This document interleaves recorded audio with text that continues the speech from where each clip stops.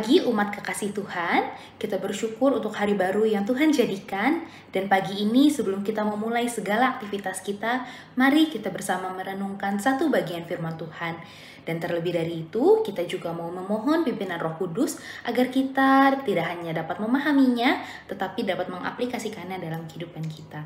Mari kita bersama bersatu di dalam doa. Allah Bapa yang begitu mengasihi kami bersyukur untuk anugerah Tuhan kepada kami. Satu hari lagi kami boleh menikmati kasih Tuhan dan kami dipercayakan untuk menjalani hari baru yang Tuhan berikan. Maka dari itu tolong kami ketika saat ini kami mau merenungkan sebagian dari firman Tuhan, kiranya Roh Kudus boleh menyingkapkan kebenaran firman Tuhan kepada kami. Terlebih boleh menolong kami agar firman ini tidak hanya kami renungkan, tapi boleh kami nyatakan dalam kehidupan kami. Hanya di dalam nama Tuhan kami Yesus Kristus, kami berdoa dan bersyukur. Amin. Pembacaan Alkitab kita terambil dari Kejadian pasal 14 ayat 1 sampai 16. Kejadian 14 ayat 1 sampai 16. Lembaga Alkitab Indonesia memberi judul Abram mengalahkan raja-raja di timur dan menolong Lot. Pada waktu itu Raja Amrafel dari Sinear, Raja Ariok dari Elasar, Raja Kedorlaomer dari Elam, dan Raja Tideal dari Goim berperang melawan Raja Bera dari Sodom, Raja Birsya dari Gomora, Raja Shinab dari Atma, Raja Shemeber dari Zeboim, dan Raja negeri Bela, yakni negeri Zoar. Raja-raja ini semuanya bersekutu dan datang ke lembah Sidim, yakni Laut Asin. Selama 12 tahun mereka takluk kepada Kedorlaomer, tetapi pada tahun ke-13 mereka memberontak. Pada tahun ke-14 datanglah Kedorlaomer serta raja-raja yang bersama dia, lalu mengalahkan orang Refaim di Asterot Karnaim, orang Zuzim di Ham, orang Emim di Syaweh Kiryataim, dan orang Hori di Seir, pegunungan mereka, sampai ke El-Paran dekat padang gurun. Kemudian mereka berbalik dan sampai ke En-Mispat yakni Kades. Mereka mengalahkan seluruh daerah orang Amalek dan juga orang Amori yang tinggal di Hazezon Tamar.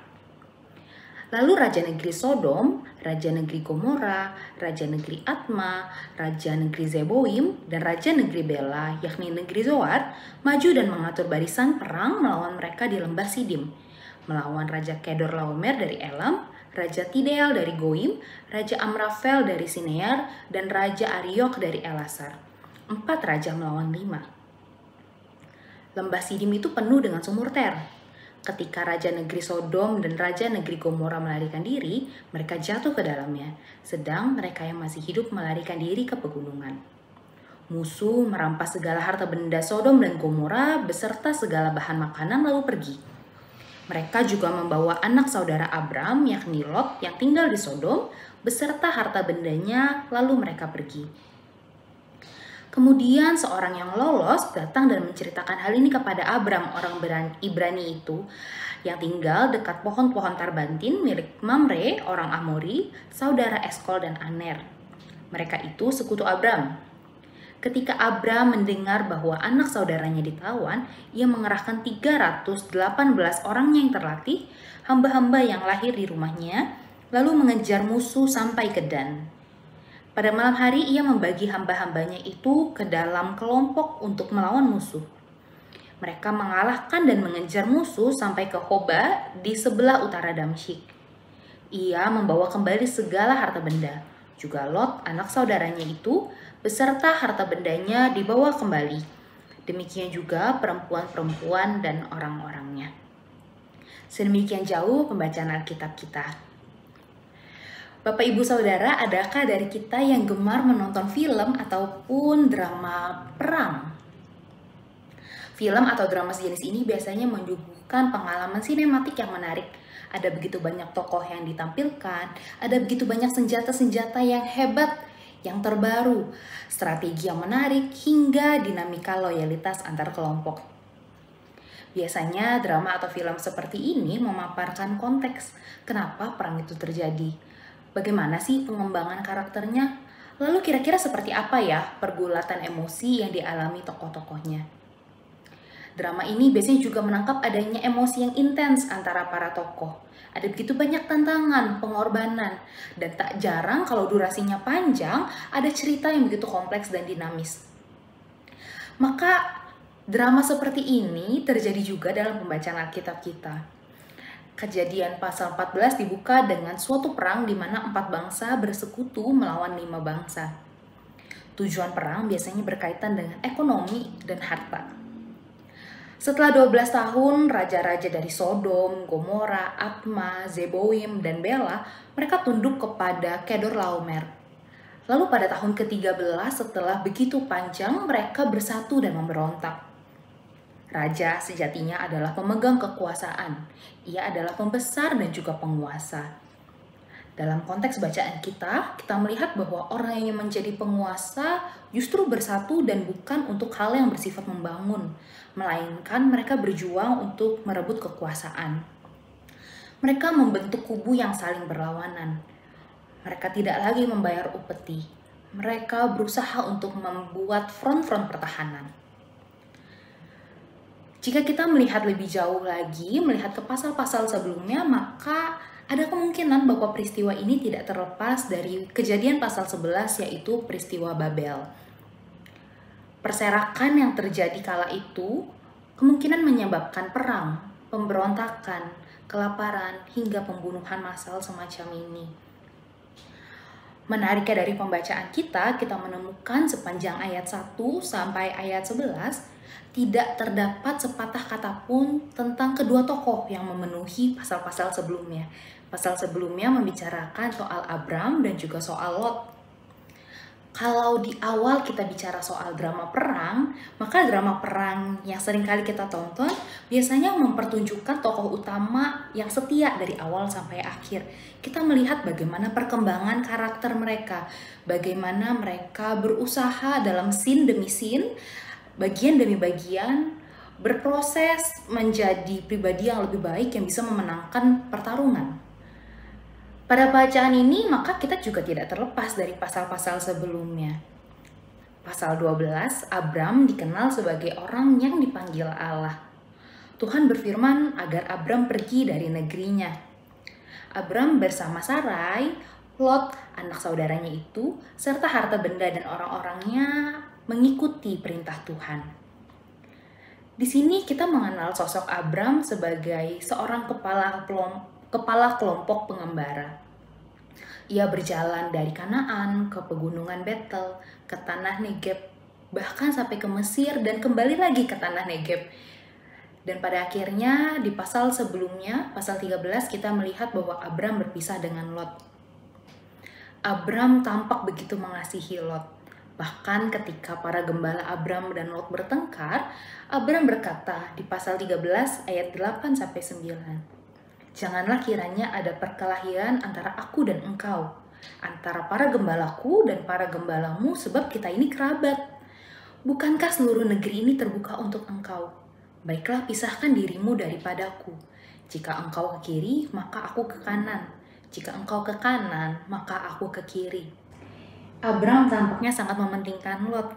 Ketika Lot pada akhirnya memilih untuk ke timur, menetap di lembah-lembah Yordan dan berkemah dekat Sodom, Abram memilih untuk tetap menetap di Kanaan. Dan nyatanya apa yang terlihat baik belum tentu demikian. Meskipun tempat yang didiami oleh Lot sangat subur, namun daerah itu nggak aman karena rawan konflik dan peperangan. Dan itulah yang terjadi. Gejolak politik di daerah tersebut memecah sebagaimana yang kita baca di pasal 14 ayat 1-11. Raja-raja bermufakat untuk saling mengadakan pemberontakan. Perang terjadi di mana-mana. Raja Sodom dan Gomora pun kalah dalam peperangan ini. Karena itu seluruh rakyatnya ditawan, termasuk Lot, dan harta bendanya juga ikut dirampas. Untungnya ada seseorang yang membawa kabar ini kepada Abram. Abram pada mulanya tidak mau ikut campur dalam peperangan ini. Ia seolah tidak punya minat dan tidak menaruh perhatian pada peristiwa politik yang besar. Namun saat Abram mendengar kabar buruk tentang Lot, anak saudaranya itu, ia pun tergerak dan mau bertindak.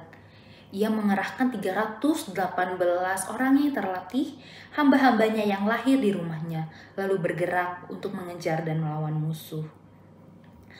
Bapak Ibu Saudara, 318 orang pada zaman itu mungkin terlihat sebagai jumlah yang kecil. Kita mungkin pernah membaca juga kisah Gideon di Hakim-Hakim. Dari puluhan ribu orang, Tuhan hanya mengizinkan Gideon bersama dengan 300 pasukan. Pasukan yang dibilang kecil, namun karya Tuhan nyata dan Gideon menang dalam pertempuran itu. Hal yang sama juga terjadi pada Abram. 318 ini mungkin kecil, tetapi ini merupakan hamba yang lahir di rumah. Hamba yang lahir di rumah ini berbeda dengan hamba yang dibeli dengan uang. Karena jika seorang tuan rumah tidak memiliki anak kandung, maka hamba-hamba yang lahir di rumah ini seakan-akan mewakili anak sang tuan, baik dalam menikmati hal warisan maupun memenuhi kewajiban perang. Maka biasanya antara tuan dan hamba yang lahir di rumah memiliki hubungan setia kawan dan belas kasih.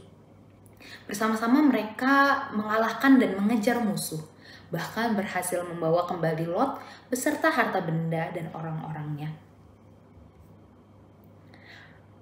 Menarik Bapak Ibu Saudara bahwa dalam 16 ayat yang telah kita baca, nama Tuhan tidak disebutkan satu kali pun. Tapi bukan berarti Allah tidak ada, bukan berarti Allah tidak bekerja. Melalui kisah ini kita melihat bagaimana Tuhan justru bekerja dan menyatakan kemenangan atas Abram. Maka kemenangan ini sejatinya bukan karena kuasa militer, bukan karena orang-orang yang begitu hebat, alat-alat yang canggih, namun karena Allah turut berperang dan menyatakan kuasanya atas Abram. Dan kuasa ini menjadi kesaksian yang besar. Selanjutnya pada ayat 20, Melkisedek Raja Salem yang juga merupakan imam Allah yang maha tinggi itu pun turut memuji Allah. Katanya, terpujilah Allah yang maha tinggi yang telah menyerahkan musuhmu ke dalam tanganmu. Nah Bapak Ibu Saudara, bacaan kita pagi ini mungkin dipenuhi banyaknya nama raja-raja yang asing di telinga kita. Mungkin membuat kita bingung pada awalnya. Tapi melalui pembacaan ini juga kita diingatkan setidaknya dua hal. Yang pertama, kasih menggerakkan kita untuk bertindak. Meski Lot meninggalkan Abram, memilih tempat yang terlihat lebih nyaman, Abram tidak menyimpan luka, amarah, ataupun kekecewaan. Abram tidak menimbang untung rugi. Maju berperang tentu memiliki risiko. Bisa saja ia kalah, kehilangan banyak hal. Hamba-hambanya terlebih nyawanya sendiri. Tapi karena kasih Abram bertindak. Karena kasih ia berani bergerak. Karena kasih, Abram tetap hadir meski tidak diminta. Seorang pribadi yang terkenal, Bunda Teresa pernah berkata, "We can do no great things, only small things with great love." Kita mungkin tidak bisa melakukan hal-hal yang besar, tapi kita bisa melakukan hal-hal yang kecil dengan cinta yang besar. Yang kedua, kita sama-sama belajar bagaimana iman membuat kita percaya bahwa Tuhan mampu berkarya lebih besar lewat hidup kita. Apa yang dialami Abram merupakan sebuah kemenangan iman. Menolong itu bukan soal seberapa mampu saya, seberapa saya siap, tapi karena kita yakin dan beriman bahwa keputusan dan pimpinan Tuhan selalu menyertai kita. 1 Yohanes 5 ayat 4 berbunyi demikian, "Sebab semua yang lahir dari Allah mengalahkan dunia." Inilah kemenangan yang mengalahkan dunia, iman kita. Tuhan Yesus pun pernah berkata, "Iman sebesar biji sesawi sekalipun dapat memindahkan gunung." Maka Bapak Ibu Saudara, maukah kita percaya dan beriman? Rindukah kita agar orang lain melihat betapa hebatnya Tuhan yang berkarya atas hidup kita? Maukah kita menjadi saluran kasih-Nya dan menolong sesama kita dengan penuh keberanian? Maka kiranya kasih kita kepada sesama dan iman kita kepada Allah yang begitu luar biasa memampukan kita untuk hadir di tengah dunia yang butuh pertolongan. Untuk itu, mari bersama kita bersatu di dalam doa, memohon hikmat dan pertolongan kepada Tuhan. Mari kita berdoa. Ya Allah, kami bersyukur karena rancangan-Mu begitu dahsyat dan ajaib. Engkau memakai kami anak-anak-Mu yang terbatas ini untuk menjadi saluran berkat Tuhan. Engkau memanggil kami untuk boleh hadir, menolong sesama kami yang membutuhkan. Namun kami menyadari bahwa seringkali banyak hal yang membatasi kami, kekhawatiran, ketidakmampuan, keraguan-raguan. Maka dari itu, berkaryalah atas kami. Hadirkan kami menjadi anak-anak Tuhan yang berani, yang beriman bahwa Engkau adalah Allah yang mampu berkarya lebih besar dari apa yang kami mampu bayangkan. Tolong kami untuk boleh setia melakukan perkara-perkara yang Tuhan percayakan kepada kami di dalam kehidupan kami sehari-hari. Hanya di dalam nama Tuhan kami Yesus Kristus, kami menyerahkan seluruh hari kami ke dalam tangan-Mu. Amin. Selamat beraktivitas, Tuhan Yesus memberkati. Bagi Bapak Ibu yang memiliki pergumulan khusus dan ingin didoakan, bisa menghubungi rekan-rekan pendeta di nomor berikut.